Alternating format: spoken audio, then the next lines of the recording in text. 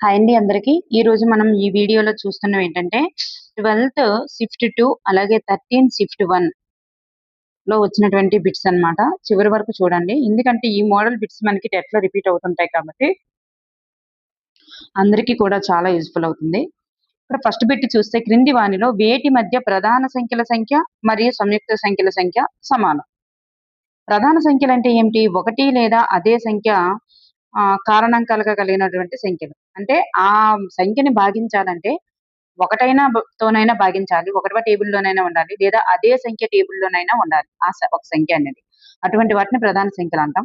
మరి సంయుక్త సంఖ్యలనంటే రిమైనింగ్ అన్ని ప్రధాన సంఖ్యలు కానివన్నీ సంయుక్త సంఖ్యలే. మరి ఆ విధంగా 1కి 10కి మధ్య ఉండేటటువంటి ప్రధాన సంఖ్యలు 4, సంయుక్త సంఖ్యలు 4. మరి 10కి 20కి మధ్య ఉన్నటువంటి ప్రధాన సంఖ్యలు 4, సంయుక్త సంఖ్యలు వచ్చేసరికి 5. మరి ఇక్కడ దీనికి మధ్య ఇవి 8 నంబర్స్ వచ్చాయి. ఇవి 9 నంబర్స్ వచ్చాయి అంటే అనుకోవచ్చు. ఈ 1 అనేటటువంటిది ఉంది కదా! అది ప్రధాన సంఖ్య కాదు, సంయుక్త సంఖ్య కూడా కాదు. అందువలన ఆ 1ని మనం కౌంట్ చేయలేదు. అందుకే ఇక్కడ మనకి 9 నంబర్స్ రాకుండా 8 నంబర్స్ వచ్చాయి టోటల్లీ. ఇక్కడ ఇవి టోటల్‌గా 9 నంబర్స్ వచ్చాయి.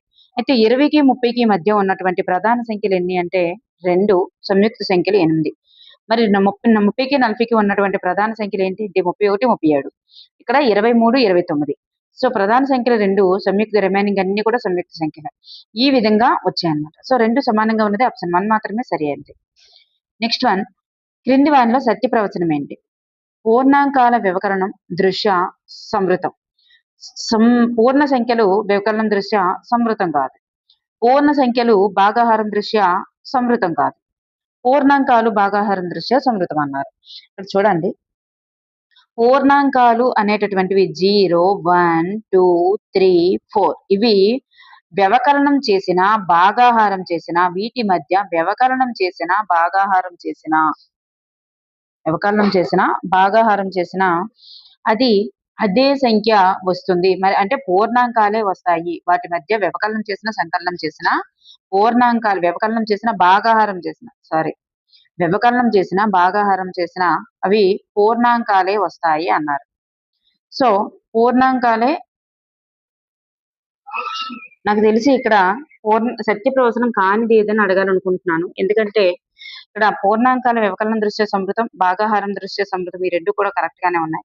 మరి వ్యవకలనం దృష్ట్యా సంవృతం కాదు అన్నారు. సో ఇది కూడా కరెక్ట్ గానే ఉంది. భాగాహారం దృష్ట్యా సంవృతం కాదు అన్నారు. ఇది మనకి కరెక్ట్ గా లేదు. సో సత్య ప్రవచనం కానిది ఏదని ఇస్తే ఇక్కడ మనకి సరిపోతుందని నేను అనుకుంటున్నాను. నెక్స్ట్ వన్, ఇక్కడ చూడండి, ABC అనేటటువంటి వాటికి అండర్లైన్లు చేయబడి ఉన్నాయి.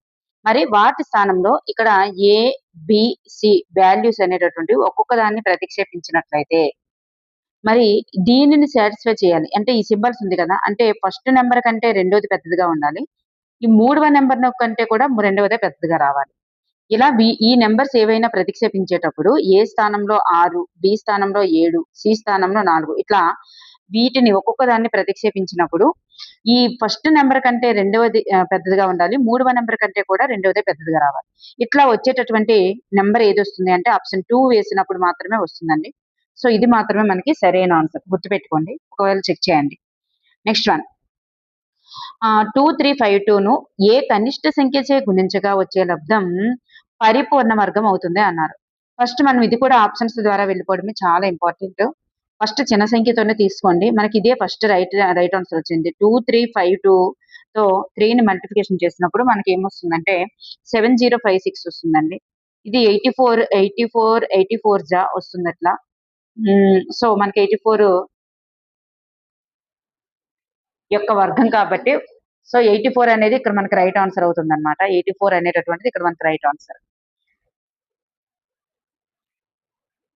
ఫస్ట్ దే మనకి రైట్ ఆన్సర్ సెట్ అయింది కాబట్టి మనం మిగతావన్నీ కూడా చెక్ చేయాల్సి ఉంది. చెక్ చేయడం ద్వారానే మీకు చాలా ఈజీ అవుతుంది. నెక్స్ట్ వన్, క్రింది వానిలో గరిష్ట భిన్నం ఏంటి? క్రింది వానిలో గరిష్ట భిన్నం ఏంటి అంటే ఇక్కడ ఏ 2 నెంబర్ల మధ్య డిఫరెన్స్ అయినా సరే 2 ఉంది. వీటి మధ్య డిఫరెన్స్ 2, వీటి మధ్య డిఫరెన్స్ 2, వీటి మధ్య డిఫరెన్స్ 2, వీటి మధ్య డిఫరెన్స్ 2. సో డిఫరెన్స్ అన్నింటికి సమానంగా ఉన్నప్పుడు గరిష్ట భిన్నం కావాలంటే ఏదైతే పెద్ద సంఖ్యగా ఉంటుందో అదే గరిష్ట భిన్నం అవుతుందన్నమాట. నెక్స్ట్ వన్, ఇక్కడ చూడండి, ఇట్లా ఇచ్చారు కదా! మనకి ఇది ఇట్లా ఇచ్చారు. అప్పుడు మనం ఎక్స్ వాల్యూ కట్టాలంటే ఏం చేయాలంటే ఈ ఫస్ట్ ఈ 2 డివిజన్ చేసేద్దాం. నెక్స్ట్ ఈ 2 డివిజన్ చేద్దాం. ఫస్ట్ వీటి యొక్క డివిజన్ మనకి ఎంత వస్తుందంటే 3.476 వస్తుంది. 3.476 వస్తుంది. మరి వీటిని డివిజన్ చేసుకున్నట్లయితే 5.78 అనేటటువంటిది వస్తుంది. 5.78. మరి మనకి ఎక్స్ వాల్యూ కావాలంటే ఏం చేస్తాం? ఎక్స్ ని ఇటు ఉంచేసి ఈ 3.476 ని అవతలకు పంపిద్దాం. సో అటువైపు మనకి ఎంత ఉన్నట్లు 5.78 ఉంది కదా. 5.78 మైనస్ 3.476. మరి 5.78 లో నుంచి 3.56 తీసేద్దాం. 3.476 తీసేద్దాం. 3.476 తీసేస్తే మనకి ఇక్కడ ఏమీ లేకపోతే 0 వేద్దాం. సో 4 ఇక్కడ 7 ఉన్నట్లు 8 ఉండదు. నెక్స్ట్ 1. సో ఇక్కడ 7 నుంచి 4 తీస్తే 3. Next 2 point. సో ఇక్కడ 7 నుంచి 7 కట్ చేస్తే 0 వస్తుంది. So 2.304 is the right answer. 2.304 sorry 2.304. ఇట్లాంటి మిస్టేక్స్ అలా మిస్టేక్స్ చేయొద్దు. 2.304 ఈస్ ద రైట్ ఆన్సర్.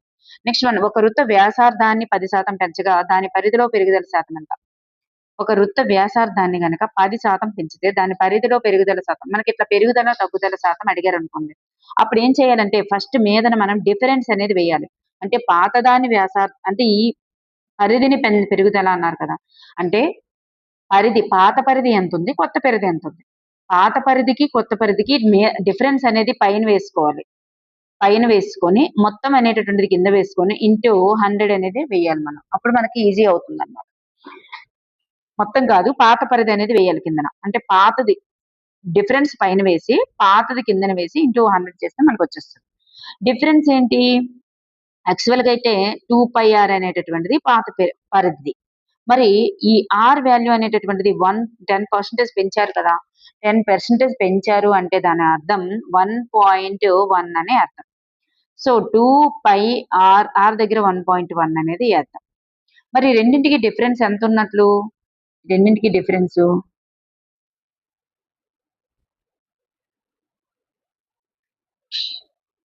చూడండి. ఇప్పుడు 2π0.1 సారీ 0.1 కాదు 1.1. 2π1.1 మైనస్ 2πr అంటే ఆ రెండింటి యొక్క డిఫరెన్స్ అనేది తీసుకొని కిందన 2πr వేసుకొని ఇంటూ 100 చేస్తే మనకి వాల్యూ వస్తుంది. ఇప్పుడు ఏం చేస్తాం? ఈ రెండింటి సో ఫస్ట్ ఉన్నటువంటి ఆర్ వాల్యూ ఎంత అంటే 1 అన్నమాట.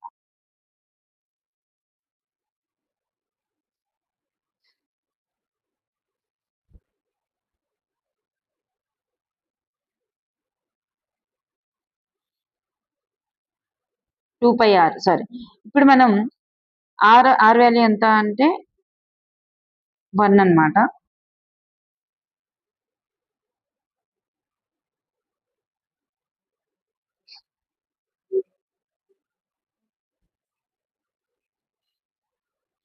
సో పాతది మనకి 1 కదా. సో ఇక్కడ కూడా మనకి 2π ఈ 1 లో మనం తీసేస్తే గనక అప్పుడు ఏమవుతుంది? 1 తీసేస్తే 6 అంటే 1 వాల్యూ ఉన్నా లేకపోయినా ఒకటే కాబట్టి ఇప్పుడు మనకి ఏమవుతుంది అంటే 2π అనేటటువంటి దాన్ని మనం కామన్ తీసుకోవచ్చు. ఇప్పుడు 1.1 మైనస్ 1.1 బై 2π × 100 అనేటటువంటిది వస్తుంది. అప్పుడు 2πకి కట్ అవుతుంది. 1.1 లో నుంచి 1 తీస్తే మనకి ఏమొస్తుంది అంటే 0.1 వస్తుంది. 0.1 × 100 అంటే 10. 10 is the right answer. Next one, ఒక వస్తువును 300 రూపాయలకు అమ్మగా 20% లాభం వచ్చింది. అయితే ఆ వస్తువు యొక్క కొన్న వేల ఎంత? చూడండి, 300 రూపాయలకు అమ్మగా 20% లాభం వచ్చింది కదా, ఆ వస్తువు యొక్క కొన్న వేల ఎంత అన్నారు. కొన్న వేలకి మనకు డైరెక్ట్ గా మనకి సూత్రం ఉంది కదా. సూత్రం ఏంటి? ఎస్పి అంటే అమ్మిన వేల ఇంటూ 100.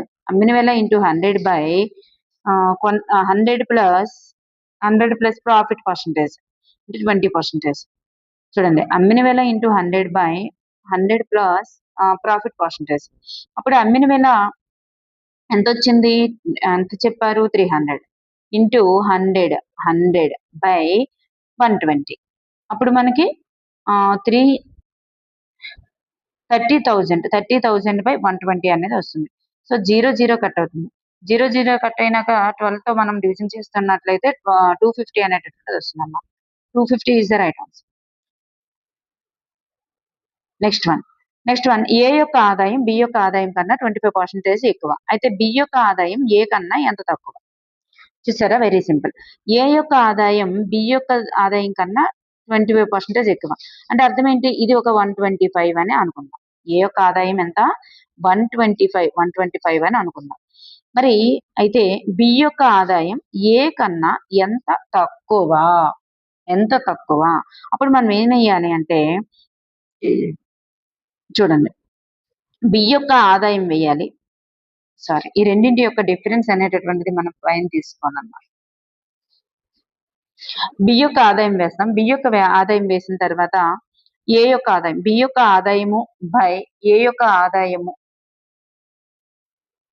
ఇంటూ 100 కనుక మనం తీసుకున్నట్లయితే ఆన్సర్ వస్తుంది. అప్పుడు 25 5 జా 5 20 జా, సో 20% అనేటటువంటిది రైట్ ఆన్సర్ అన్నమాట. నెక్స్ట్ వన్, 105 పెన్నుల ఖరీదు అనేటటువంటిది 350. అయితే 100 రూపాయలతో ఎన్ని పెన్నులు కొనవచ్చు? 105 పెన్నుల ఖరీదు 350 రూపాయలు. అంటే 350, మనకి ఒక్క పెన్న ఖరీదు కావాలనుకోండి, ఒక పెన్న ఖరీదు కావాలంటే ఏం చేయాలి? 350 బై 105 అనేది వేసుకుంటాం. అప్పుడు మనకి ఆన్సర్ ఏమొస్తుంది? 3.33 అనేటటువంటిది వస్తుంది. 3.33 అనేది వస్తుంది. ఇది ఎంత? ఒక పెన్న ఖరీదు. ఒక పెన్న ఖరీదు ఇంత వచ్చింది. మరి మనకి 100 రూపీస్కి ఎన్ని పెన్నులు వస్తాయి? ఒక పెన్న ఖరీదు 3 రూపాయలు దాటి వస్తే మరి 100 రూపీస్కి ఎన్ని పెన్నులు వస్తాయి? సో 3 రూపాయలతో మనం డివిజన్ చేయండి. అప్పుడు ఎంత వస్తుంది ఆన్సర్? 30 రూపాయలు ఇట్లా వస్తుంది.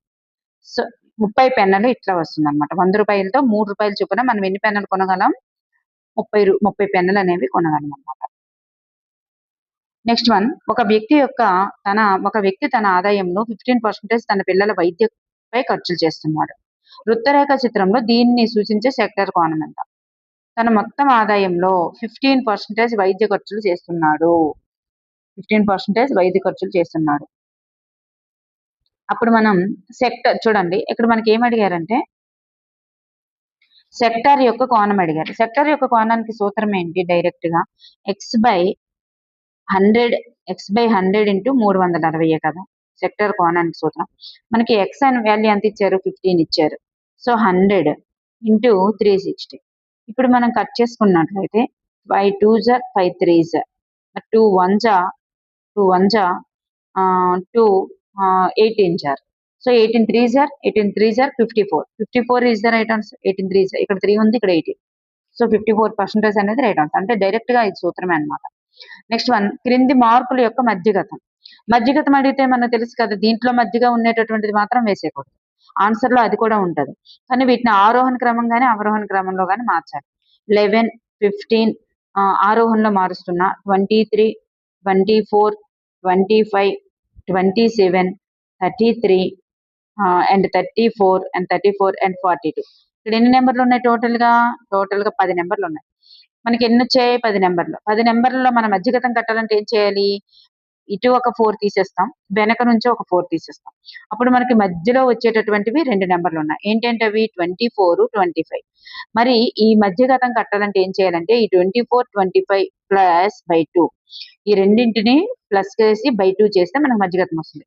అవరోహణ లేదా ఆరోహణ క్రమంలోకి మార్చి మధ్యలో వచ్చినటువంటి 2 నెంబర్లు వస్తే ఇలా చేస్తాం. లేదు ఒక్క నెంబరే వచ్చింది అనుకోండి, ఆ ఒక్క నెంబరే మధ్యగతం అవుతుంది. 2 నెంబర్లు వచ్చినప్పుడు మాత్రం వాటి యొక్క రెండింటిని కలిపేసి బై 2 చేయాలి. ఇప్పుడు 24.5 అనేటటువంటిది రైట్ ఆన్సర్. నెక్స్ట్ వన్ చూసుకున్నట్లయితే, ఒక బాలుడు కొన్ని మిఠాయిలను కొని వాటిలో ఎల్ సంఖ్య గల మిఠాయిలను తన స్నేహితుడికి పంచగా ఇంకను 4 మిగిలాయంట. అయితే అతను ఎన్ని మిఠాయిలు కొన్నాడు? కొన్నివి ఎక్స్ అనుకుందాం. కొన్ని మిఠాయిలు కొన్నాడు, ఎక్స్ కొన్నాడు. అందులో ఎల్ సంఖ్య గల మిఠాయిల్ని, అంటే ఎల్ తీసేశాడు, ఎల్ సంఖ్య గల మిఠాయిల్ని పంచాడు. అంటే తన మిఠాయిల్లో నుంచి ఎల్ సంఖ్య గల మిఠాయిల్ని తీసేశాడు. అప్పుడు ఇంకెన్ని ఉన్నాయి? 4 ఉన్నాయంట. తను మొత్తం కొన్నాడు, ఇందులోంచి ఎల్ సంఖ్య గల మిఠాయిలను తీసేస్తే ఇంకా 4 ఉన్నాయంట. అతను కొన్నటువంటి మిఠాయిల మొత్తం ఎంత? అంటే ఇదే కదా అతను కొన్నటువంటి మిఠాయిల మొత్తం. సో అతను కొన్నటువంటి మిఠాయిల మొత్తము అంటే ఎక్స్ వాల్యూ అని అర్థం. ఈ ఎక్స్ వాల్యూ కావాలంటే ఏం చేయాలి? ఈ మైనస్ ఎల్ ని, ఇక్కడ ఈక్వల్స్ కి ఇవతల ఉన్నటువంటి మైనస్ ఎల్ ని ఈక్వల్స్ కి అవతలకు పంపిస్తే ప్లస్ ఎల్ గా మారుతుంది. అంటే ఎల్ ప్లస్ 4 లేదా 4 ప్లస్ ఎల్ అనేటటువంటిది రైట్ ఆన్సర్. నెక్స్ట్ వన్, క్రింది వానిలో ఏది ఈ సమీకరణానికి సాధన? ఈ సమీకరణానికి సాధన చూడండి. ఇక్కడ -2 తో మల్టిప్లికేషన్ చేద్దాం. -2x ప్లస్ -6, -2 -3 అంటే -6 ఈక్వల్స్ టు 8. ఒకసారి చూడండి, ఇక్కడ -2 తో మనం ఏం చేయాలంటే రెండింటిని మల్టిప్లికేషన్ చేయాలి. -2x -2 + 3 ఏమవుతుంది? -6 ఈక్వల్స్ టు 8. అయితే ఈ -2x యువతలు ఉంచేసి ఈ -6 ని అవతలకు పంపిస్తున్నా. 8 + 6 x 8 + 6 -2x ఈక్వల్స్ టు 8 + 6 అంటే 14. సో x ఈక్వల్స్ టు మనకి x ని అవతల ఉంచేసి ఈ -2 ఇక్కడ మల్టిప్లికేషన్ చేస్తుంది కదా, అవతలకు పంపిస్తాం. మల్టిప్లికేషన్ చేస్తున్నది ఏమవుతుంది? అవతలకి వెళ్తే డివిజన్ అవుతుంది. సో 2 1 2 7 ఇక్కడ ఒక మైనస్ కూడా ఆల్రెడీ ఉంది కదా. సో x వాల్యూ ఎంత అవుతుందంటే -7 అనేది రైట్ ఆన్సర్. నెక్స్ట్ వన్, ఇక్కడ చూడండి, వెరీ వెరీ సింపుల్ సమ్. ఇట్లాంటివి ఎలా చేయాలంటే రెండింటి నుంచి ఏం చేస్తాం మనం, 40 అనేటటువంటి దాన్ని కామన్ తీద్దాం. 40 అనేది కామన్ తీస్తే ఏమవుతుంది? 65.5 స్క్వేర్ మైనస్ పెద్ద బ్రాకెట్ పెడదాం -34.5 స్క్వేర్ ఇట్లా వచ్చింది. సో ఇది మనకి ఎట్లా కనిపిస్తుంది? a square minus b square రూపంలో ఒకటి కనిపిస్తుంది. సో దాన్ని ఎట్లా రాయొచ్చు? a + b × a - b గా రాయొచ్చు. అంటే a + b అంటే a అంటే ఏంటి? 65.5 plus a + b × a - b కదా, 34.5. అట్లాగే పెద్ద బ్రాకెట్ కూడా ఇచ్చుకోవాలి. a + b × a - b కాబట్టి 65.5 - 34.5 ఇట్లా రాసాం. రాసిన తర్వాత ఏం చేస్తాం? ఇది ప్లస్ చేస్తాం, ఇది మైనస్ చేస్తాం. మైనస్ కదా, a + b × a - b. So 40 into ఆ రెండు ప్లస్ చేసినప్పుడు మనకి ఎంత వస్తుంది అంటే 100 వస్తుంది. ఫస్ట్ది ప్లస్ చేస్తే 100 వస్తుంది. నెక్స్ట్ది మైనస్ చేసేటప్పుడు మనకి 31 అనేటటువంటిది వస్తుంది. 31 అనేటటువంటిది వస్తుంది. అప్పుడు ఈ మూడింటిని మనం గనక మల్టిప్లికేషన్ గనక చేసుకున్నట్లయితే 124,000 అనేటటువంటిది వస్తుంది అనమాట. Option 4 is the right answer. అట్లా చేసుకోవచ్చు. నెక్స్ట్ వన్, ఒక దీర్ఘగణం యొక్క ఘనపరిమాణం ఇచ్చారు. అయితే ఇందులో దాని ఎత్తును సూచించుటకు సాధ్యపడిన సమాసం ఏంటి? ఎత్తును సూచించుటకు సాధ్యపడిన సమాసం ఏంటి అంటే అర్థం ఏంటంటే, ఇందులో a + b మూడింటిని గుణిస్తేనే కదా మనకి, అంటే పొడవు వెడల్పు ఎత్తుని గుణిస్తేనే కదా, ఈ మూడు మల్టిప్లికేషన్ చేస్తేనే మనకి ఈ వాల్యూ వస్తుంది. సో ఇందులో ఒక కారణాంకం హెచ్ అయి ఉండాలి. అంటే హెచ్ కాకూడదు. అంటే ఇందులో అంటే హెచ్ చూడండి, మనకి హెచ్ అయి ఉండాలి అంటే తప్పనిసరిగా దీనితో భాగించబడేటటువంటి ఒక కారణాంకం, అంటే లేక దీనికి యొక్క కారణాంకం అయి ఉండాలి అని అర్థం. ఎత్తు అయి ఉండాలంటే దీని యొక్క కారణాంకం తప్పనిసరిగా ఒకటి అయి ఉండాలి అని అర్థం. కానీ ఇక్కడ ఏమన్నారు? ఎత్తు అవ్వకూడదు అంటున్నారు. ఎత్తు అయి ఉండాలంటే కారణాంకం అయి ఉండాలి. కానీ ఎత్తు అవ్వకూడదు అన్నారంటే ఇందు దాంట్లో కారణాంకం కానిదేది అని అర్థం. సో 3x కూడా కారణాంకం అయి ఉండొచ్చు. ఎందుకంటే ఇందులో దీనికి కారణాంకాలు అయ్యేటటువంటి అవకాశం ఉన్నటువంటివి ఏంటంటే 3x అవ్వచ్చు, x - 4 కూడా అవ్వచ్చు. ఎందుకంటే ఇక్కడ 12 ఉంది. ఎందుకంటే 3x స్క్వేర్ లో నుంచి x కామన్ తీసామనుకోండి, అప్పుడు ఏమొస్తుంది మనకి? 3x - 4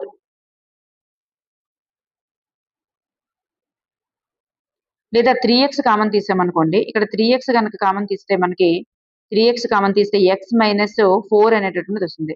సో 3x ఒక కారణాంకం అవ్వచ్చు, x - 4 కూడా ఒక కారణాంకం అయ్యి ఉండొచ్చు. అంటే ఇదైనా ఎత్తు అవ్వచ్చు, ఇదైనా ఎత్తు అవ్వచ్చు. అయ్యే ఛాన్సెస్ ఉన్నాయి. అవ్వచ్చు, ఇది కూడా ఎత్తు అవ్వచ్చు. లేదా 3x స్క్వేర్ ఇది కూడా మనకి ఎత్తు అయ్యే ఛాన్స్ ఉంది. కానీ ఈ x² - 4x అనేటటువంటిది మనకి ఎత్తు అయ్యే ఛాన్స్ లేదనమాట. సో ఇక్కడ మనకి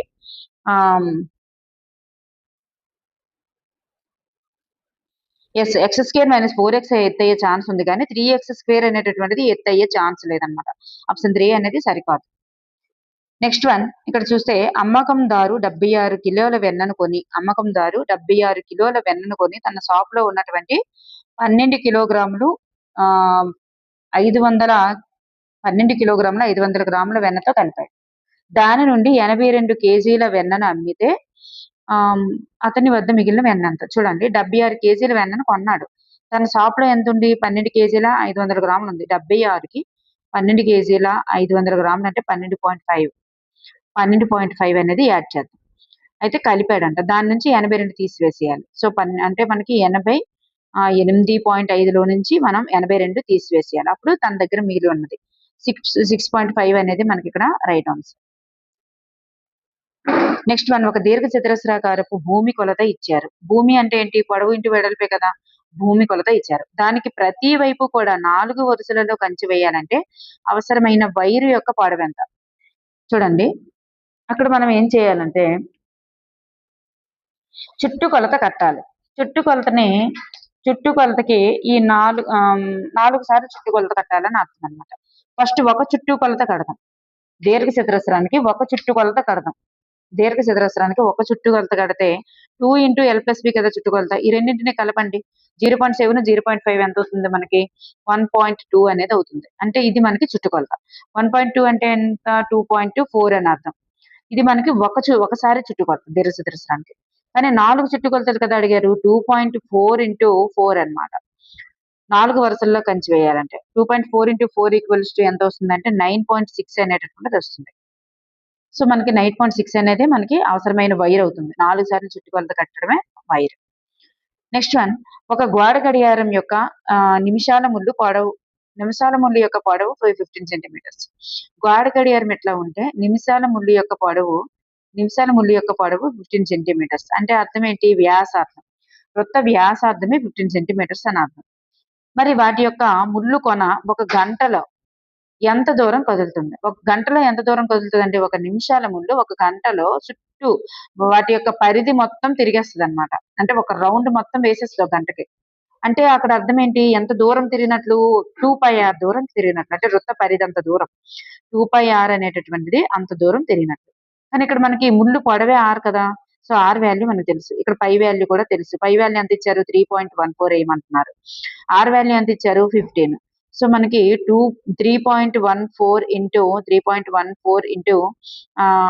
15 2s are 30. మనకి 3.14 ఇంటూ 30 ఎంత వస్తుందంటే 94.2 అనేటటువంటిది రైట్ ఆన్సర్ అన్నమాట. 94.2. నెక్స్ట్ వన్, ఒక వెడల్పు అనేటటువంటిది 14 సెంటీమీటర్లు గల దీర్ఘ చతురస్రాకార కాగితం దాని వెడల్పు వెంబడి చుట్టబడి. చూడండి, ఇక్కడ వెడల్పు ఎంత ఇచ్చారంటే వెడల్పు 14 సెంటీమీటర్లు గల దీర్ఘ చతురస్రాకార కాగితము దాని వెడల్పు వెంబడి, అంటే ఇక్కడ పట్టుకొని చాప చుట్టినట్లుగా చుడితే గనక 20 సెంటీమీటర్ల భూ వ్యాసార్థం కలిగిన స్తూపం ఏర్పడిందట. అంటే అర్థం ఏంటి? దీన్ని చూడండి, దీన్నే చాప చుట్టినట్లు ఇట్లా చుట్టారు. దీన్నే చాప చుట్టినట్లు ఇట్లా చుడితే ఇక్కడ ఉన్నటువంటి వెడల్పే ఇక్కడ కూడా వస్తుంది. కానీ భూ వ్యాసార్థం ఎంత వచ్చింది అంటున్నారు? 20 సెంటీమీటర్ల భూ వ్యాసార్థం గల స్తూపం ఏర్పడింది అంటున్నారు. 20 సెంటీమీటర్ల భూ వ్యాసార్థం అయ్యిందంటే ఇక్కడదే కదా మడత పెడుతూ వెళ్ళారు. సో ఇక్కడ సగం 20, ఇది సగం 20. అంటే దీని యొక్క మొత్తం పొడవు ఎంత అవుతుంది అంటే 40 అవుతుంది అనమాట. అయితే ఏర్పడితే స్తూపం యొక్క ఘనపరిమాణం ఎంత అని అడిగారు. ఇక్కడ మనకి స్తూపం యొక్క ఘనపరిమాణం కట్టాలంటే πr² అనేటటువంటిది πr² h. స్తూపం యొక్క ఘనపరిమాణానికి సూత్రం πr² h. ఇప్పుడు మనం స్తూపం యొక్క ఘనపరిమాణం కడదాం. π అంటే 22/7, π అంటే 22/7 ఇంటూ r² అంటే 15 ఇంటూ 20 కదా మనకి ఇచ్చారు. అదే స్తూపం యొక్క వ్యాసార్థం 20 ఇంటూ 20. హెచ్ ఎంత అవుతుంది మనకి? ఇదే కదా హెచ్ గా వచ్చింది 14. So 7 1s are 7 2s are. So total పైన ఉన్నవన్నీ కూడా మనం మల్టిప్లికేషన్ చేసుకున్నట్లయితే 17600 అంటే 17,600 అనేటటువంటిది రైట్ ఆన్సర్ అన్నమాట. నెక్స్ట్ వన్, ప్రతి రెండు ప్రక్కన గల వ్యాసార్థముల మధ్య సమాన పరిమాణం గల కోణములు ఏర్పరిచినట్లుగా ఒక వృత్తంలో 6 వ్యాసాలు గీచినచో ఒకటి విడిచి మరొకటి ఉండు ఏ 2 వ్యాసార్థాల మధ్య కోణం కొలత ఎంత అన్నారు. అయితే ఇక్కడ చూడండి, ఒక వృత్తం ఉంది. ఈ వృత్తంలో ఎన్ని వ్యాసాలు గీయమన్నారు? 6 వ్యాసాలు గీయమన్నారు. చూడండి, ఈ వృత్తంలో 6 వ్యాసాలు గీస్తున్నా. 1 2 3 4 అలాగే 5 ఆరు వ్యాసాలు గీసాను. గీసేటప్పుడు ఆ 6 వ్యాసాలు గీసాం. అప్పుడు మనకి ఎన్ని వ్యాసార్థాలు ఏర్పడ్డాయి? 12 వ్యాసార్థాలు ఏర్పడ్డాయి. 12 వ్యాసార్థాలు. అంటే ఇది మొత్తం మనకి ఈ మొత్తం మధ్యలో ఉన్నటువంటి కోణం అంతా కూడా మనకి ఎంత 360 డిగ్రీస్. ఈ 360 డిగ్రీస్ ని మనం 12 భాగాలు చేస్తున్నాం. అంటే ఒక్కొక్క భాగం వాల్యూ ఎంత అవుతుంది? 30 డిగ్రీస్ అన్నమాట. ఒక్కొక్క భాగం వాల్యూ 30 డిగ్రీస్. కానీ ఏమన్నారు? ఒక గీత విడిచి మరొక గీతకి ఆ 2 వ్యాసార్థాల మధ్య కోణం ఎంత అన్నారు. ఒక రెండు పక్క గీతల మధ్య కోణం అయితే 30 డిగ్రీలు. కానీ గీత విడిచి గీత అన్నారు కదా! 30 డిగ్రీలు, 30 డిగ్రీలు. 30 డిగ్రీలు, 30 డిగ్రీలు అవుతుందన్నమాట. అప్పుడు ఏమవుతుంది ఆన్సర్ అంటే 2 ఆసన్న వ్యాసార్థాల మధ్య కోణం అనేటటువంటిది 60 డిగ్రీలు అనేటటువంటిది రైట్ ఆన్సర్ అన్నమాట. నెక్స్ట్ వన్, ఒక అర్ధవృత్తాకారపు కాగితమును ప్రతిసారి సగమయ్యేటట్లుగా 2 పర్యాయములు మడత పెట్టబడింది. చూడండి, ఒక అర్ధవృత్తాకారపు కాగితాన్ని ప్రతిసారి కూడా సగమయ్యేటట్లుగా మడత పెట్టారు. చూడండి, అర్ధవృత్తాకారపు దాన్ని సగమయ్యేటట్లు మడత పెడితే ఇట్లా వస్తుంది. మళ్ళీ దీన్ని మళ్ళీ సగమయ్యేటట్లు మడత పెడితే మనకి ఎట్లా వస్తుందంటే ఇట్లా వస్తుందన్నమాట. ఒక సెక్టార్ లాగా వస్తుంది. అంటే టోటల్ గా దీన్ని ఫస్ట్ టైం మడతెట్టేటప్పుడు ఇలా 2 భాగాలు అవుతుంది. నెక్స్ట్ టైం మడత పెట్టేటప్పుడు ఇలాంటి అచ్చులు ఏర్పడతాయి.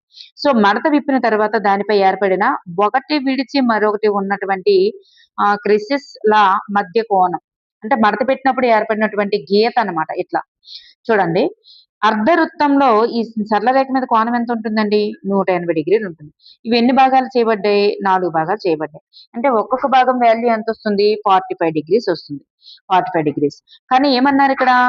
ఒకటి విడిచి మరొకటి అన్నారు. ఒక భాగం 45 డిగ్రీస్ అయితే ఒకటి విడిచి మరొకటి అంటే రెండింటి మధ్య అన్నమాట. ఒకటి విడిచి మరొకటి కేసెస్ల మధ్య కోణం ఎంత అనంటే ఇలా రెండింటి మధ్య ఏమొస్తుందంటే లంబ కోణం లేదా 90 డిగ్రీలు. రెండింటి మధ్య 45 + 45. సో ద రైట్ ఆన్సర్ లంబకోణం అవుతుంది అనమాట. నెక్స్ట్ వన్ చూస్తే, కోణాలు ఇచ్చారు. ఈ నిష్పత్తిలో గల త్రిభుజం ఏంటి? కోణాల నిష్పత్తి అంటే ఇక్కడ చూడండి, ఎన్ని భాగాలు చేశారు కోణాలని? 4 భాగాలు. సో మన త్రిభుజంలో కోణాల మొత్తం ఎంత? 180 డిగ్రీలు కదా. ఈ 180 డిగ్రీలు 4 భాగాలు చేయండి. 4 భాగాలు చేస్తే ఒక్కొక్క భాగం ఎంత వస్తుంది? 45 డిగ్రీస్. అంటే ఫస్ట్ కోణం 45, రెండవ కోణం 45, 90, ఇంకో కోణం 45. అంటే ఒక కోణం 90 డిగ్రీలు ఉందంటే ఒక కోణం లంబకోణం అయ్యింది. మిగిలిన 2 కోణాలు సమానంగా ఉన్నాయి. లంబకోణ సమద్విబాహు త్రిభుజం. ఒకటి లంబకోణం, 2 సమద్విబాహు త్రిభుజం. అంటే 2 కోణాలు సమానంగా ఉన్నాయంటే దాని అర్థం దానికి ఎదురెదురుగా ఉన్నటువంటి భుజాలు, ఆ కోణానికి ఎదురెదురుగా ఉన్నటువంటి భుజాలు సమానమని. సో ఇది లంబకోణ సమద్విబాహు త్రిభుజం అనేటటువంటిది అవుతుందన్నమాట. నెక్స్ట్ వన్, ఒక క్రమ బహుభుజికి సాధ్యపడేటటువంటి కనీస అంతర్కోణం విలువ ఎంత? కనీస అంతర్కోణం విలువ ఎంత అంటే, అంతర్కోణానికి సూత్రం ఏంటి? అంతర్కోణానికి సూత్రం లేదా చూడండి, ఒక బహుభుజి ఏర్పడాలంటే తప్పనిసరిగా ఎన్ని కోణాలు ఉండాలంటే కనీసం 3 కోణాలు ఉండాలి. ఎందుకంటే మినిమం బహుభుజి, అతి చిన్న బహుభుజి ఏది అంటే త్రిభుజం. అతి చిన్న క్రమ బహుభుజి ఏది? క్రమ బహుభుజి, అతి చిన్న క్రమ బహుభుజి ఏది అంటే త్రిభుజం. మరి కనీస అంతర్కోణం ఎంత ఉండాలి అంటే, ఒక త్రిభుజంలో 3 కోణాలు 180 డిగ్రీలు. సో ఒక్కొక్క కోణం ఎంత?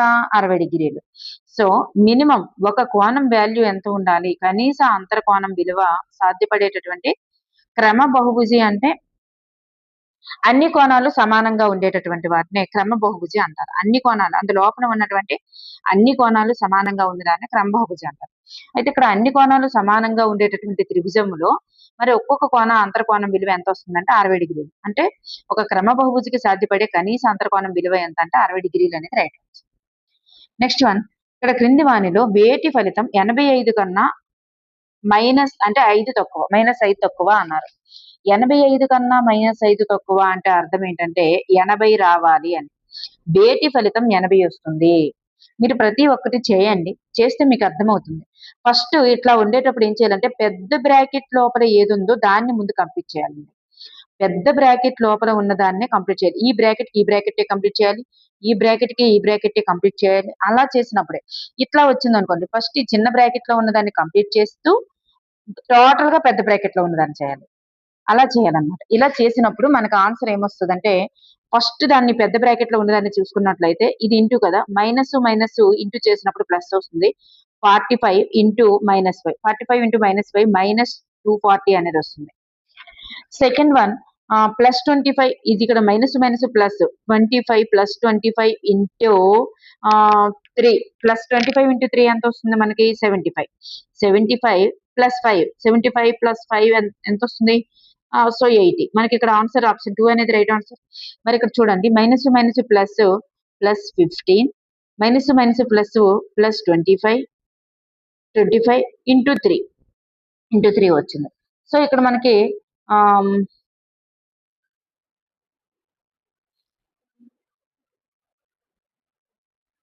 సో ఇక్కడ మనకి ఏమొస్తుందంటే టోటల్ గా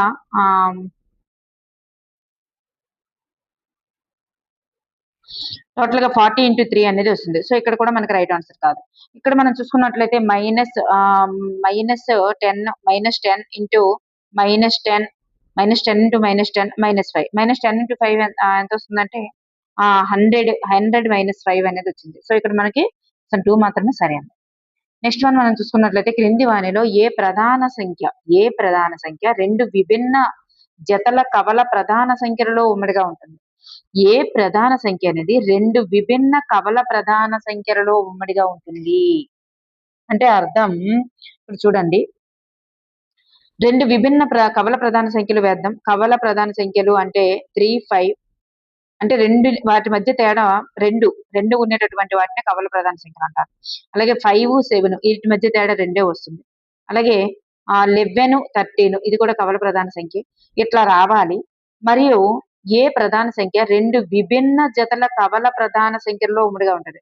రెండు విభిన్న జతల కవల ప్రధాన సంఖ్యల్లో కూడా రిపీట్ అయ్యేటటువంటిది. అంటే కవల ప్రధాన సంఖ్యల్లో రిపీట్ అయ్యేటటువంటి రెండు విభిన్న కవల ప్రధాన సంఖ్యల్లో రిపీట్ అయ్యే నెంబర్ ఏది అంటే 5 అన్నమాట. నెక్స్ట్ వన్, క్రింది వానిలో ఏ ప్రధాన సంఖ్య PQ+1 రూపంలో రాయ వీలు పడుతుంది. ఇచ్చట PQలు కూడా ప్రధాన సంఖ్యలు. చూడండి, రెండు ప్రధాన సంఖ్యలు అయి ఉండాలి, అలాగే PQ+1 రాసినప్పుడు అది కూడా ప్రధాన సంఖ్య అయి ఉండాలి. ఇక్కడ PQలు రెండు ప్రధాన సంఖ్యలు అవ్వాలి. ఇక్కడ PQలు రెండు ప్రధాన సంఖ్యలు అవ్వాలంటే 9 ప్రధాన సంఖ్య కాదు కదా, సో ఇది ఆన్సర్ కాదు. ఇక్కడ PQలు రెండు ప్రధాన సంఖ్యలు అవ్వాలంటే ఇక్కడ 9 ప్రధాన సంఖ్య కాదు, ఇక్కడ 4 ప్రధాన సంఖ్య కాదు. సో ఇక్కడ PQల్లో ఒకటి ప్రధాన సంఖ్య కాదు కాబట్టి ఇవేవి కాదు. ఇక్కడ రెండు ప్రధాన సంఖ్యలే, ఒకటి ప్రధాన సంఖ్య కాదు, సంయుక్త సంఖ్య కాదు, కానీ ఒక్కొక్కసారి ప్రధాన సంఖ్యగా తీసుకుంటున్నారు. సో ప్రధాన సంఖ్య 3 ప్రధాన సంఖ్య అవుతూ, మరి ఈ రెండు మల్టిప్లికేషన్ చేసి ఒకటి కనుక దాన్ని యాడ్ చేస్తే కనుక, ఈ రెండు మల్టిప్లికేషన్ చేసి ఒకటి యాడ్ చేస్తే కనుక వచ్చేది 4. 3 into 3 + 4.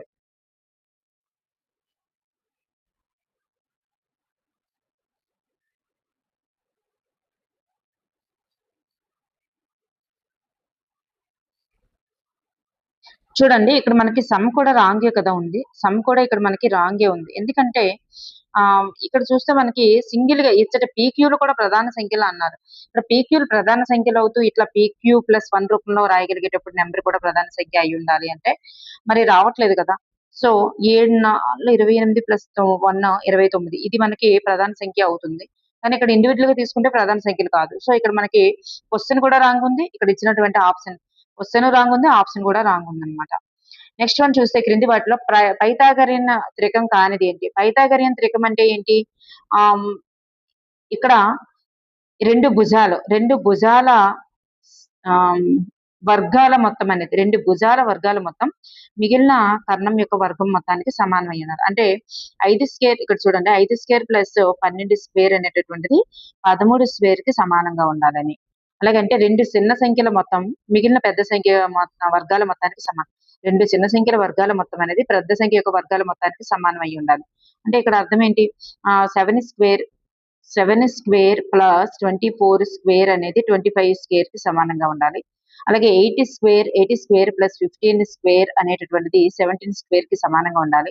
అలాగే 9 స్క్వేర్ ప్లస్ 40 స్క్వేర్ అనేది 49 స్క్వేర్ కి సమానంగా ఉండాలి. ఇట్లా సాధ్యపడేటటువంటిది ఏంటంటే ఆప్షన్ 1 మాత్రమే మనకి ఇక్కడ అవుతుందండి. ఆప్షన్ 1 అవుతుంది, 2 అవుతుంది, అలాగే 3 కూడా అవుతుంది. ఆప్షన్ 4 అనేటటువంటిది అసలు అవ్వదండి. 1 అవుతుంది, 2 అవుతుంది, 3 కూడా అవుతుంది. ఆప్షన్ 4 అనేది సాధ్యపడదన్నమాట. ఎందుకంటే 9 స్క్వేర్ ప్లస్ 40 స్క్వేర్ అనేది 1681 వస్తుంది. కానీ 49 స్క్వేర్ అనేది 2401 అని వస్తుంది. సో ఇక్కడ మనకు సరికాదు. నెక్స్ట్ వన్, ఈ క్రింది వన్లో 3/4 మరియు 4/5 మధ్య ఉండే అకర్ణీయ సంఖ్యల సంఖ్య. చూడండి, అప్పుడు మనకి ఈజీగా కనిపెట్టాలి అంటే ఏం చేయాలి? ఇక్కడ చూసుకున్నట్లయితే 3/4 దీన్ని మనం డివిజన్ చేద్దాం. అప్పుడు 0.75 అనేది వస్తుంది. 4/5 డివిజన్ చేస్తే 0.8 అనేది వస్తుంది. అప్పుడు మనం ఈ రెండింటికి 0.75 కి 0.8 కి మధ్యలో వచ్చేటటువంటి నెంబర్ ఏది? ఈ క్రింది వాటిలో ఏ నెంబర్ అట్లా మధ్యలో వస్తుందని అడిగారు. అప్పుడు వీటన్నింటికి మనం డివిజన్ చేసుకున్నట్లయితే ఫస్ట్ దాన్ని డివిజన్ చేస్తే 0.916 వస్తుంది. రెండో దాన్ని డివిజన్ చేస్తే అంటే 11 తో ఇట్లా 9 ని డివిజన్ చేస్తే ఏమొస్తుందంటే 0.818 వస్తుంది. సో ఫస్ట్ ది కాదు, సెకండ్ ది కాదు. థర్డ్ వన్ వచ్చేటప్పుడు 0.4428 వస్తుంది. అది కూడా కాదు. మరి 31/40 చేసేటప్పుడు ఏమొస్తుందంటే 0.775 అనేది వస్తుంది. 0.775. సో 0.775 అనేది 755 కి 0.8 కి మధ్యలో ఉంటుంది కాబట్టి ఆప్షన్ 4 అనేది రైట్ ఆన్సర్. నెక్స్ట్ వన్, ఈ ఒక పెన్ ఖరీదు ఇచ్చారు, ఒక పెన్సిల్ ఖరీదు ఇచ్చారు. అయితే వాటిలో దేని ఖరీదు ఎక్కువ? పెన్ ఖరీదు ఎంత అవుతుంది మనకి? 83/5 వస్తుంది. 83/5. పెన్సిల్ ఖరీదు ఎంత వస్తుంది? 19/4. మరి దేని ఖరీదు ఎక్కువ అనేది కావాలంటే ఏం చేయాలంటే రెండింటికి హారాలు సమానం చేయాలి. హారాలు సమానం చేయాలి అంటే రెండింటికి కూడా హారాలు సమానం చేయాలంటే దీన్ని బోత్ సైడ్స్ కూడా అప్ అండ్ డౌన్స్ రెండు కూడా 4 తో మనం మల్టిప్లికేషన్ చేసి డివిజన్ చేయాలి. దీన్ని వచ్చేసరికి 19/4 ని 5 తో మల్టిప్లికేషన్ చేసి డివిజన్ చేస్తే మనకి హారాలు రెండు కూడా 20s వస్తాయి. అప్ సైడ్ ఏమొస్తుందంటే 332, దీనికి 332 వస్తుంది, దీనికి వచ్చేసి 95 వస్తుంది. సో రెండింటిలో ఏ పెద్ద సంఖ్య అనేది మనం చెప్పగలం. ఎందుకంటే హారాలు రెండింటికి ఈక్వల్ గా చేసేటప్పుడు పైన లవం ఏదైతే ఎక్కువ వస్తుందో దాన్ని మనం తీసుకుంటాం. సో అప్పుడు మనకి దీన్ని కనుక మనం సింప్లిఫై చేస్తే ఆన్సర్ ఏమవుతుంది అంటే ఆప్షన్ 4 అనేది రైట్ ఆన్సర్. ఆప్షన్ 4 అనేది మనకి ఇక్కడ రైట్ ఆన్సర్ అవుతుంది అనమాట. నెక్స్ట్ వన్, A:B ఇచ్చారు, B:C ఇచ్చారు. చూడండి, A:B ఇచ్చారు అంటే అర్థం ఏంటి? A/B అని వేద్దాం. A/B అంటే 2/3. మరి B/C అంటే 4/5. మరి ఇక్కడ B వాల్యూకి ఇక్కడ B వాల్యూకి సమానంగా ఉన్నాయా? లేవు కదా. మరి దీన్ని సమానం చేయాలంటే ఏం చేయాలి? రెండు సమానం చేయాలంటే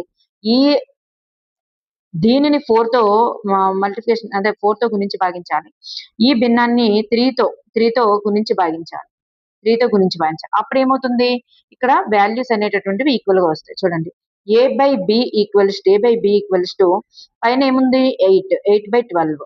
అలాగే ఇక్కడ B/C ఈక్వల్స్ టు 12/5 అంటే ఇక్కడ B వాల్యూ 12 వచ్చింది, ఇక్కడ B వాల్యూ కూడా 12 వచ్చింది. అప్పుడు మనకి ఏ వాల్యూస్ ఎలా వచ్చింది? ఏ వాల్యూ ఇక్కడ 8 వచ్చింది, ఇక్కడ 15 వచ్చింది. అంటే ఏ వాల్యూ A:C, ఏ వాల్యూ ఇక్కడ 8 వచ్చింది, మరి C వాల్యూ ఇక్కడ 15 వచ్చింది. అంటే A:C ఎంత అవుతుంది? 18 × 15 అనేది రైట్ ఆన్సర్ అన్నమాట. ఇక్కడ ఒకసారి చూడండి, 4 సంవత్సరాల క్రితం కొడుకు వయస్సు అనేది 4 సంవత్సరాల క్రితం కొడుకు వయస్సు అంట తండ్రి వయస్సులో 40%. ప్రస్తుతం తండ్రి వయస్సు చూడండి, ప్రస్తుతం తండ్రి వయస్సు 44 సంవత్సరాలు అండి. కానీ 4 సంవత్సరాల క్రితం కొడుకు వయస్సు ఇచ్చారు, తండ్రి వయసులో 40% అన్నారు. మరి ప్రస్తుతం తండ్రి వయసు 44, కానీ 4 సంవత్సరాల క్రితం ఎంత అవుతుంది? 4 సంవత్సరాల క్రితం తండ్రి వయస్సు 4 సంవత్సరాల క్రితం తండ్రి వయస్సు అనేది 40 సంవత్సరాలండి. అంతే కదా, 40 సంవత్సరాలు. మరి తండ్రి వయస్సు ఎంతైతే ఉందో అందులో 40% 4 సంవత్సరాల క్రితం కొడుకు వయస్సు. మరి 4 సంవత్సరాల క్రితం కొడుకు వయస్సు ఎంత అవుతుంది? ఈ తండ్రి వయస్సులో 40% అనేది అవుతుంది. 40% అంటే 40 తండ్రి వయసులో 40%. ఇప్పుడు 0కి 0కి కట్టి ఈ 0కి 0కి కట్టి అయితే 16 సంవత్సరాలు కొడుకు వయసు. 4 సంవత్సరాల క్రితం 4 సంవత్సరాల క్రితం కొడుకు వయస్సు ఇది, 4 సంవత్సరాల క్రితం తండ్రి వయస్సు ఇది. కానీ అయితే ప్రస్తుతం కొడుకు వయస్సు ఎంత అన్నారు. 4 సంవత్సరాల క్రితం కొడుకు వయస్సు 16 సంవత్సరాలు. మరి ప్రస్తుతం ఏమవుతుంది? 4 సంవత్సరాల తర్వాత కదా! సో 4 యాడ్ చేయండి. అప్పుడు ప్రస్తుతం కొడుకు వయస్సు 20 సంవత్సరాలు అనేది అవుతుంది. నెక్స్ట్ వన్, ఒక పుస్తకం యొక్క కొన్న వేల రూ. 75, దానిపై 20% లాభం రావాలంటే ఆ పుస్తకం ఎంతకు అమ్మాలి? కొన్న వేల ఎంత అండి? 75. ఈ 75కి 20% కలపాలి కాబట్టి ఫస్ట్ 20% ఎంత అనేది కడదాం. 20% ఎంత అనేది కడితే ఆ రూ. 75కి 20%, 25% అని కలిపేద్దాం. 20% అని 21 జా 25 జా 5 1 జా 5 15 జా అంటే 75%. 75లో 20% అంటే ఎంత అంటే 15 అని అర్థం. అయితే ఈ రూ. 75కి ఒక 15 రూపీస్ కలిపితే తనకి 20% లాభం వస్తుంది. అంతే కదా! 20% లాభం రావాలంటే మరి ఎంతకు అమ్మాలి? ఈ 15 రూపీస్కి అమ్మితే 20% లాభం అనేది వస్తుంది. అంటే టోటల్‌గా ఎంతకు అమ్మాలి తను? 90 రూపీస్కి అమ్మాలి.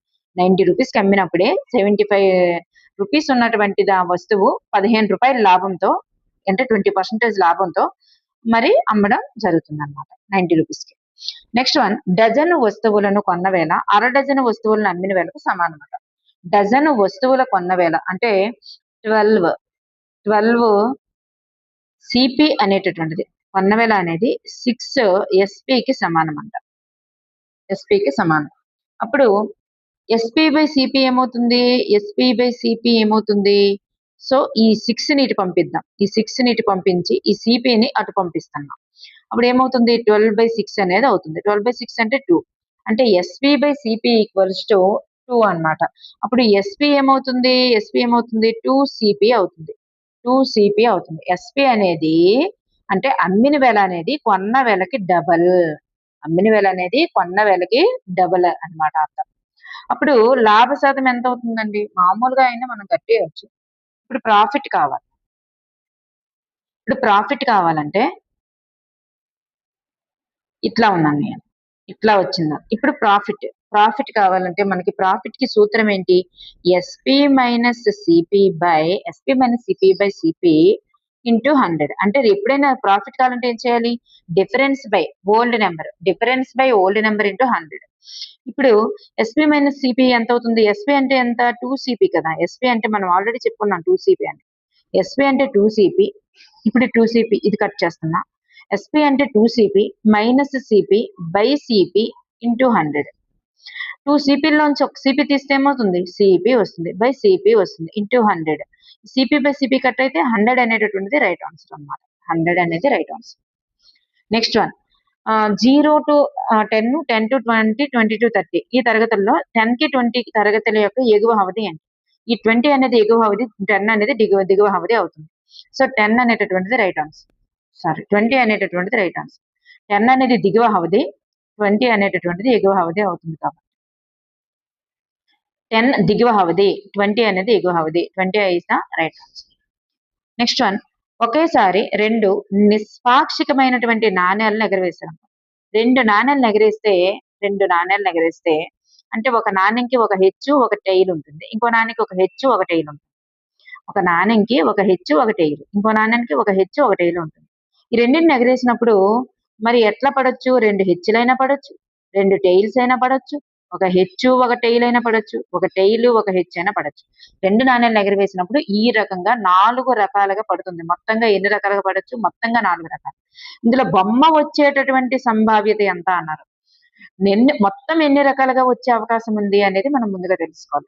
అందులో బొమ్మ వచ్చే అవకాశం 1 2 3 3 సార్లు బొమ్మ వచ్చే అవకాశం ఉంది బై మొత్తం అవకాశాలు.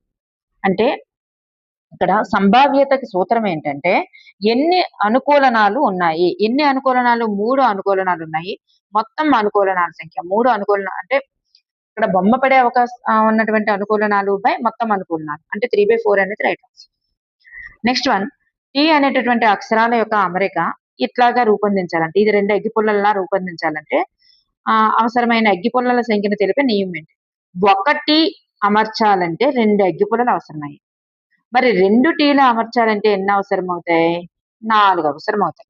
మరి 3 టీలు అమర్చాలంటే ఎన్ని అవసరం అవుతాయి? 3 రెళ్ళ 6 అవసరం అవుతాయి.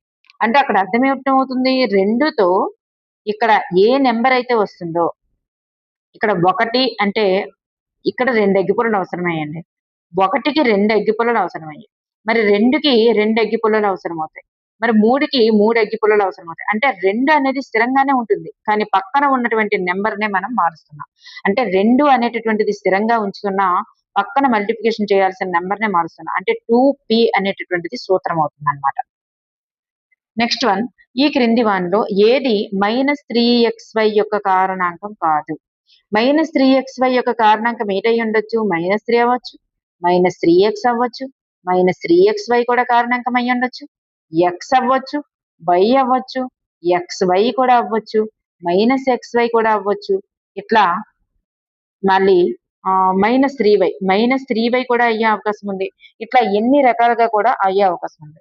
కానీ ఈ -3+x అనేటటువంటిది అయ్యే అవకాశం లేదన్నమాట. కారణాంకం కాదు. నెక్స్ట్ వన్, ఒక దీర్ఘ చతురస్రం యొక్క పొడవు వెడల్పులు అనేటటువంటివి ఇచ్చారు. అయితే దాని వైశాల్యం సూత్రం ఏంటబ్బా?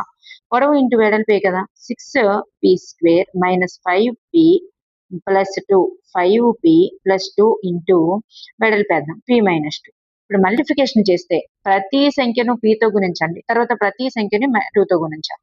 ప్రతి సంఖ్యను pతో గుణించినప్పుడు 6p³ మైనస్ ఇక్కడ చూడండి, గుర్తులు అనేది చాలా ఇంపార్టెంట్. ఇక్కడ మైనస్ ఉంది, ఇక్కడ ప్లస్ ఉంది, కాబట్టి -5p² నెక్స్ట్ ఇక్కడ ప్లస్ ఉంది, ఇక్కడ కూడా ప్లస్ ఉంది, సో +2p. నెక్స్ట్ మనం -2తో మల్టిప్లికేషన్ చేయబోతున్నాం. -2తో -12p². నెక్స్ట్ దీంతో -10p. నెక్స్ట్ ఈ రెండింటికి ఇక్కడ మైనస్ ఉంది, ఇక్కడ మైనస్, సో -4, -+4 అవుతుంది. అప్పుడు మనకు ఆన్సర్ ఏమవుతుంది? 6p³ ఇక్కడ -5p² ఉంది, -5p² ఉంది, ఇక్కడ -12p² ఉంది, -17p². నెక్స్ట్ ఇక్కడ 10, ఇక్కడ 2, ఇక్కడ 10, టోటల్ గా 12p -4 అనేటటువంటి ఆన్సర్. ఆప్షన్ 3 అనేది రైట్ ఆన్సర్. నెక్స్ట్ వన్, ఇక్కడ చూడండి, xy = 6 మరియు ఇట్లా ఇచ్చారు. అయితే x² + y² సూత్రం విలువ ఎంత అన్నారు. మనకి ఏమి అడిగారు, దాని యొక్క సూత్రం అనేది ఫస్ట్ మనకు తెలియాలి. దీని యొక్క సూత్రం ఏమవుతుంది? x² + y² యొక్క సూత్రం, a² + b² యొక్క సూత్రం ఏంటి? a² + b² సూత్రం a + b² -2 అంటే 2ab, అట్లా 2xy అనేది దీని యొక్క సూత్రం.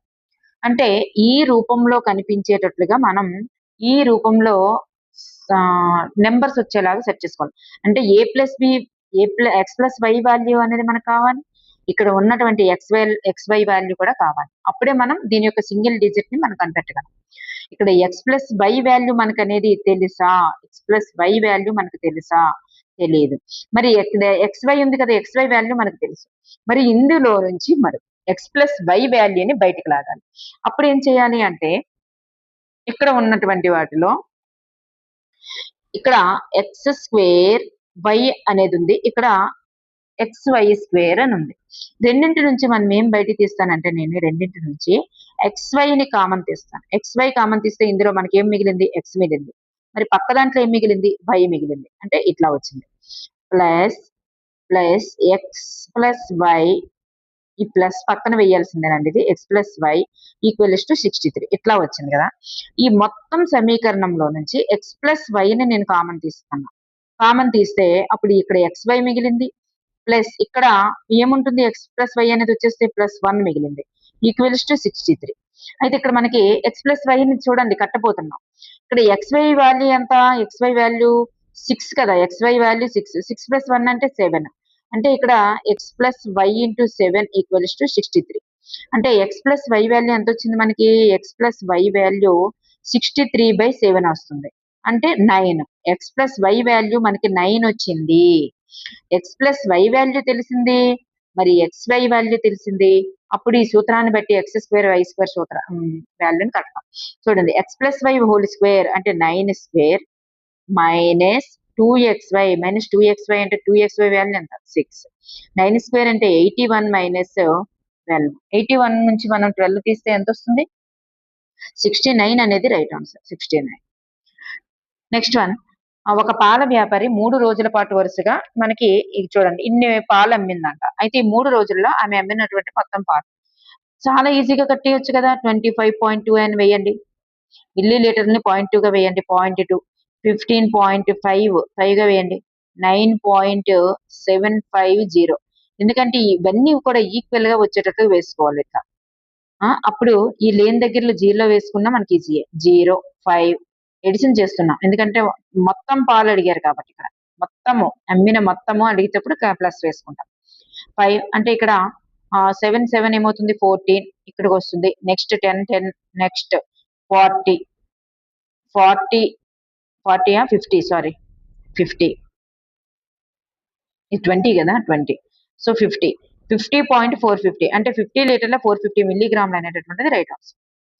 నెక్స్ట్ వన్, ఒక నేల 5 మీటర్ల పొడవు మరియు 4 మీటర్ల వెడల్పు కలిగి ఉందట. ఒక నేల 5 మీటర్ల పొడవు మరియు 4 మీటర్ల వెడల్పు కలిగి ఉంది. దీనిపైన చూడండి వెరీ సింపుల్, 5 మీటర్ల పొడవు అలాగే 4 మీటర్ల వెడల్పు ఉంది.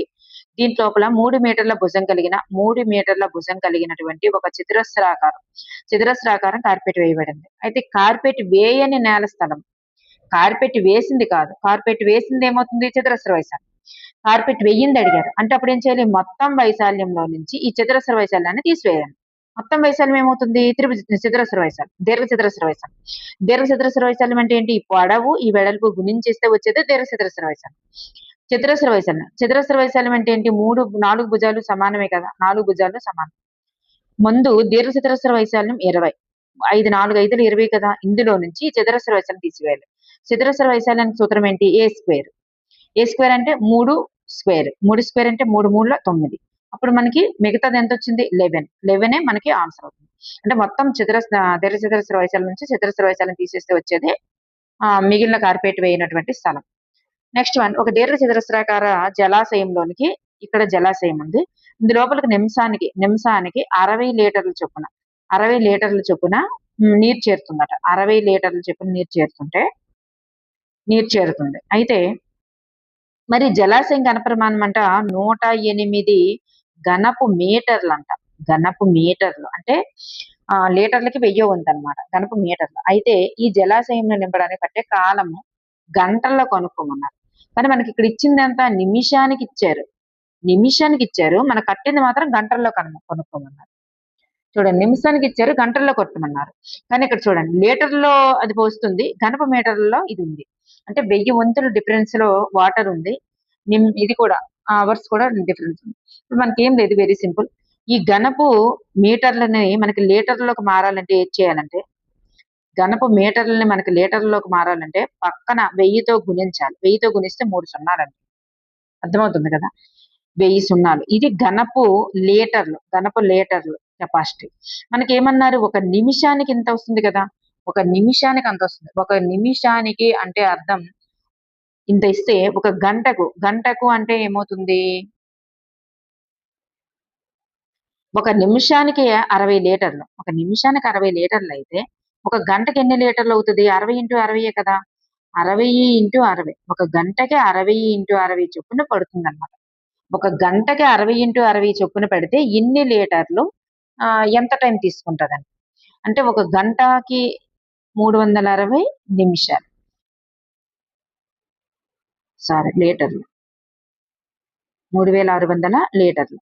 3600 లీటర్ల చొప్పున ఇంత కంప్లీట్ చేయాలంటే ఎంత టైం పడుతుంది? అప్పుడు ఏం చేస్తాం 108,000/3600 వేసుకుంటే జీరోస్ కట్ అయినాక మనకి డివిజన్ చేసుకునేటప్పుడు 30 అనేటటువంటిది ఆన్సర్ వస్తుంది అనమాట. నెక్స్ట్ వన్, 2 స్తూపముల భూ వ్యాసార్థాల నిష్పత్తి ఇచ్చారు. 2 స్తూపాల యొక్క భూ వ్యాసార్థ నిష్పత్తి అంటే R1 R2 అని అర్థం అనమాట. నిష్పత్తి అన్నారు కాబట్టి R1/R2 అనేది 3 అయింది. అయితే వాని యొక్క ఎత్తుల నిష్పత్తి అంటే H1/H2 = 5:3. అయితే ఘనపరిమాణాల నిష్పత్తి ఎంత? ఘనపరిమాణానికి సూత్రం ఏంటి πr²h. ఘనపరిమాణానికి సూత్రం ఏంటి πr²h. అయితే ఇప్పుడు మనం వేద్దాం. పై ఆర్ స్క్వేర్ హెచ్ అనేది. మరి ఘనపరిమాణాల నిష్పత్తి అన్నారు కదా, వాటి ఘనపరిమాణాల నిష్పత్తి అంటే pi R1 square H1 by pi R2 square H2. ఇక్కడ పైకి కట్ అయింది, వేరియేషన్ ఏమీ లేదు కాబట్టి. R1 స్క్వేర్ అంటే ఎంత? R1 అంటే ఇదే కదా, 2 స్క్వేర్. హెచ్ అంటే ఇది కదా, H1 అంటే ఎంత వస్తుంది? 5 బై R2 ఎంత వస్తుంది? 3. R2 అంటే 3 స్క్వేర్ ఇంటూ H2 ఎంత వచ్చింది? 3. ఇప్పుడు మనకి ఆన్సర్ ఏమవుతుంది? ఆన్సర్ 20/27. 20/27 అనేది మనకు ఆన్సర్. సో ఆప్షన్ 1 అనేది right answer. Next one, tan gram. Tan gram లో త్రిభుజాల సంఖ్య ఎంత? టాన్ గ్రామ్ లో ఎన్ని త్రిభుజాకార ముక్కలు ఉంటాయి అంటే 5 ఉంటాయి. ఒక చదరం ఉంటది, అలాగే ఒక సమాంతర చతుర్భుజం కూడా ఉంటుంది. టాన్ గ్రామ్ లో 7 ముక్కలు ఉంటాయి. అందులో 5 త్రిభుజాలు, ఒక సమాంతర చతుర్భుజం, ఒక చదరం అనేది ఉంటుంది. సో 5 త్రిభుజాలు రైట్ ఆన్సర్. నెక్స్ట్ వన్, ఒక సమతలంలోని ఏదైనా సమృద్ధ పటం ఆ తలంలోని బిందువులను ఎన్ని సముతులుగా విభజిస్తుంది? చూడండి, ఇదంతా ఒక సమతలం అనుకోండి. ఈ సమతలంలో ఒక సమృద్ధ పటం అంటే సమృద్ధం అంటే 3 వైపులా కూడా, అంటే లోపలికి వెళ్ళడానికి స్థలం మరి ఖాళీ ఉండకూడదు, చీమ దూరడానికి కూడా గ్యాప్ ఉండకూడదు అనమాట. మొత్తం క్లోజ్ అయి ఉండేటటువంటి దాన్ని సమృద్ధ పటం అంటారు. ఇట్లా ఏదైనా ఒక సమృద్ధ పటం అంటే ఒక త్రిభుజం తీసుకున్నాం. ఇది మరి ఆ తలంలో ఉన్నటువంటి బిందువుల్ని ఎన్ని సమితులుగా విభజిస్తుందంటే, ఈ బయట ఉన్నదంతా కూడా ఒక సమితి అండి. ఈ బయట ఉన్నదంతా ఒక సమితి. అలాగే ఈ లోపల ఉన్నదంతా ఒక సమితి. అలాగే ఈ త్రిభుజం మీద ఉన్నటువంటి బిందువులన్నీ కూడా ఒక సమితి. బయట బిందువులన్నీ ఒక సమితి, మరి లోపల బిందువులన్నీ ఒక సమితి, త్రిభుజ బిందువులన్నీ కూడా ఒక సమితి. అందుకే 3 సమితిలుగా ఇట్లా విభజిస్తుంది అనమాట ఆ పటం అనేది. Last and final. Next one, ఇక్కడ ఈ క్రింది స్వీకృతాల్లో ఏది యూక్లిడ్ స్వీకృతం కాదు? యూక్లిడ్ స్వీకృతం కానిది ఏది అంటే ఆప్షన్ 2 అనేది కాదు. ఇక్కడ ఏదైనా బిందువునకు ఒక సరళ రేఖ గీయవచ్చు. ఏదైనా ఒక బిందువు నుండి మరొక బిందువుకి సరళ రేఖను గీయవచ్చు. గరిష్ట నిర్దిష్ట రేఖాఖండము నిరవధికంగా పొడిగించలేము అన్నారు. రేఖాఖండం అంటే ఒక బిందువు, ఒక బాణం గుర్తు ఇట్లా ఉండేది. మరి ఇట్లా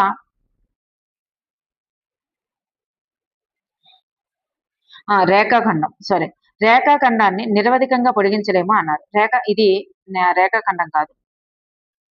సో రేఖాఖండాన్ని మాత్రం మనం నిరవధికంగా పొడిగించవచ్చు. మరి ఈ క్రింద ఇచ్చినటువంటి కేంద్రము మరియు ఏదైనా వ్యాసార్థంతో వృత్తం నిర్మించవచ్చు. ఒక కేంద్రం ఇచ్చి వ్యాసార్థం ఇస్తే వృత్తాన్ని నిర్మించవచ్చు. మరి అన్ని లంబకోణాలు పరస్పరం సమానాలు అన్నారు. ఇక్కడ ఆప్షన్ 2 అనేది సరికాదండి. పొడిగించలేము అన్నారు, కానీ పొడిగించగలం. నెక్స్ట్ వన్, దశ బహుభుజిలో కర్ణాల సంఖ్య. మనకి కర్ణాల సంఖ్యకి సూత్రం ఉంది. ఏంటది? n × n-3/2. n × n-3. దశ అంటే ఎన్ని? 10.